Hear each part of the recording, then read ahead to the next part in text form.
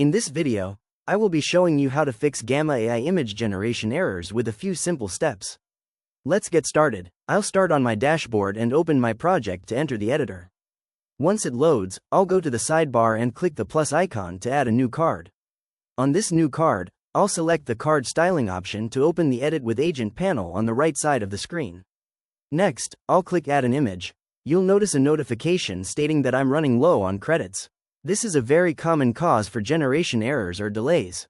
If your credits are low, the AI might stall or fail to produce results, so it's the first thing you should check when an image won't load.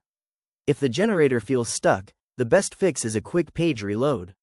I'll click the refresh button in my browser to reset the session and clear any temporary glitches. Once the page reloads, I'll click on the credit icon in the top right corner.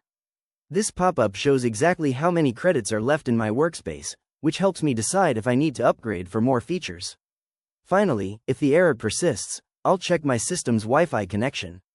A stable and secure internet connection is essential for Gamma's AI to process your requests without interruptions. And there you have it. That's the complete process of how to fix Gamma AI image generation errors.